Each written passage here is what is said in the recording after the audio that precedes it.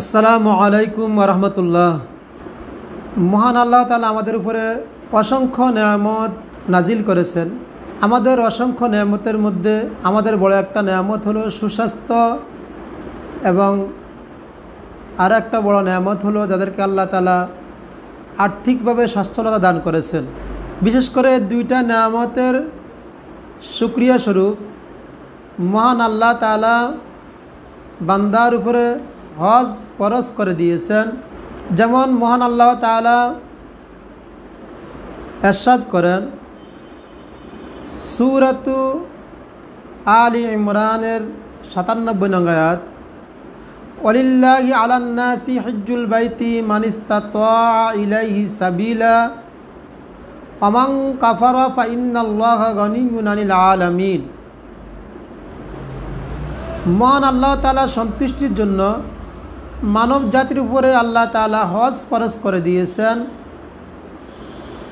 যারা সামর্থ্য রাখে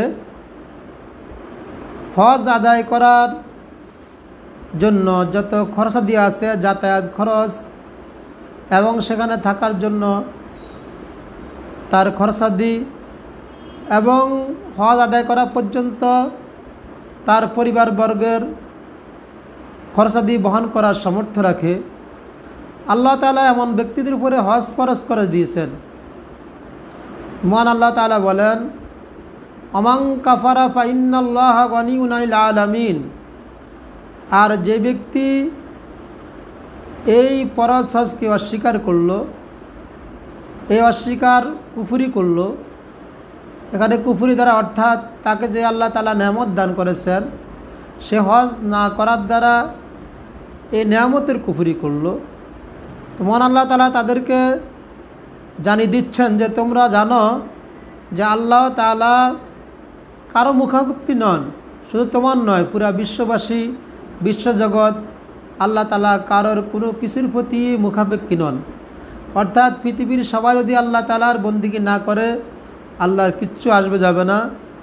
আবার যদি সবাই বন্দিগি করে তাহলে আল্লাহ তাআলার লাভ হবে না।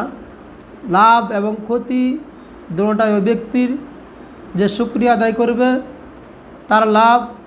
যেমন আল্লাহ তাআলা বলেন সূরা ইব্রাহিমের ৭ নং আয়াতে, লাইন শাকারতুম লাজিদান্নাকুম, যদি তোমরা শুকরিয়া আদায় করো তাহলে আমি তোমাদেরকে বাড়িয়ে দিব। ওয়ালাইন কাফারতুম ইন্না আযাবি লাশাদীদ, আর যদি অকৃতজ্ঞতা প্রকাশ করো তাহলে নেয়ামত তো বাড়াই দিব না, বরং ছিনিয়ে নিব, আরও কঠিন শাস্তি দিব। তাই আল্লাহ তাআলার এই নেয়ামতের শুকরিয়া আদায় স্বরূপ যাদেরকে আল্লাহ সুস্বাস্থ্য দান করেছেন, শক্তি দান করেছেন, হজ আদায় করার সামর্থ্য দিয়েছেন, তাদের উচিত হজ ফরজ হওয়ার সাথে সাথেই হজ আদায় করে নেওয়া। যেহেতু মানুষের হায়াত মওত কখন কী অবস্থা হয় বলা যায় না, এই জন্য শরীয়তে নির্দেশ দিয়েছেন যে তোমরা হজ ফরজ হওয়ার সাথে হজ আদায় করো। ইচ্ছায় হোক বা অনিচ্ছা হোক, যদি কেউ হজ না করে আর এ অবস্থা তার মৃত্যু হয় তাহলে রাসূলুল্লাহ সাল্লাল্লাহু আলাইহি সাল্লাম এই ব্যাপারে খুব কঠিন হুঁশিয়ারি দান করেছেন যে সে যদি মারা যায়, সে ইহুদি হয়ে মারা যাক অথবা নাসারা হয়ে যায় মারা যাক, কেননা আল্লাহ তাআলা তার উপরে হজকে ফরজ করে দিয়েছেন। আর সেই ফরজ হজ আদায় না করে সে মারা গেল, অথচ তার হজ করার সামর্থ্য ছিল। এটা এক প্রকার সে তার নেয়ামতের অকৃতজ্ঞতা প্রকাশ করলো, কুফরি করলো। আর কুফরি অবস্থা যদি মানুষের মৃত্যু হয়ে যায়, আল্লাহ না করুক, তাহলে তার অবস্থা বহুত ভয়াবহ, যেটা রাসূলুল্লাহ সাল্লাল্লাহু আলাইহি সাল্লাম বর্ণনা করেছেন।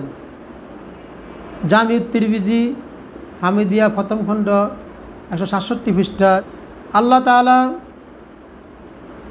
আমাদেরকে মুসলমান হিসাবে পৃথিবীর মধ্যে আল্লাহ তাআলা পাঠিয়েছেন, এটা আমাদের জন্য অনেক বড় নেয়ামত।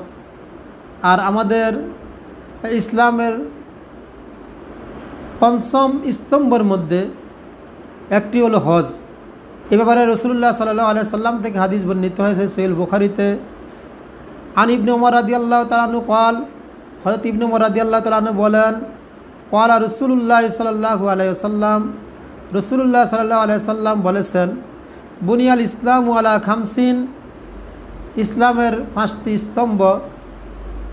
এর মধ্যে একটা হলো শাহাদাতি আল্লাহ ইলাহা ইল্লাল্লাহ ওয়া আন্না মুহাম্মাদার রাসূলুল্লাহ, যে এই সাক্ষ্য দেওয়া যে আল্লাহ ছাড়া কোনো ইলাহ নেই এবং মুহাম্মদ সাল্লাল্লাহু আলাইহি সাল্লাম আল্লাহর রসুল। 2 নম্বর হলো ইকামিস সালাহ, নামাজ কায়েম করা। ওয়া ইতাইজ যাকাত, 3 নম্বরে যাকাত প্রদান করা। 4 নম্বরে হাদিসের মধ্যে বলেছেন হজ এবং হজ করা। 5ম নম্বর সাওমে রমাদান, রমজানের রোজা রাখা। এই হাদিস শরীফ অনুযায়ী 4র্থ নম্বরে হজকে রাসূলুল্লাহ সাল্লাল্লাহু আলাইহি সাল্লাম ঘোষণা দিয়েছেন। অর্থাৎ ইসলামের 5টি স্তম্ভের মধ্যে একটা স্তম্ভ হলো হজ। তো খুবই গুরুত্বপূর্ণ এই হজ, এবং এটা ফরজ। একে অবজ্ঞা বা অস্বীকার করার কোনো উপায় নেই। যে ব্যক্তি সামর্থ্য থাকা পরও এই হজ থেকে বিরত থাকলো কিন্তু এখনও সে জীবিত আছে, তাকে উচিত খুব দ্রুত তার এই হজের কাজকে সম্পাদন করে নেওয়া, তার এই ফরজকে প্রাধান্য দেওয়া।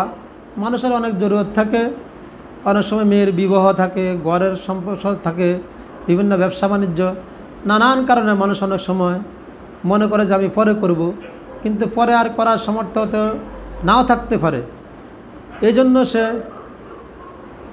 এটাকে দ্রুত সম্পাদন করা উচিত। আর যদি কোনো কারণে সে নাও করতে পারে এবং মৃত্যু মুখে পতিত হয়, তাহলে ওই সময় তার উচিত করে যাওয়া উচিত, তার ওয়ারিশরা তার হজটা আদায় করে দেয়। আল্লাহ তাআলা আমাদেরকে আল্লাহ তাআলার এই ফরজ হজ যাদের সামর্থ্য আছে আদায় করার তৌফিক দান করুক, এবং যাদের সামর্থ্য নাই আল্লাহ তাআলা তাদেরকে হজ করার সামর্থ্য দান করুক। আমিন।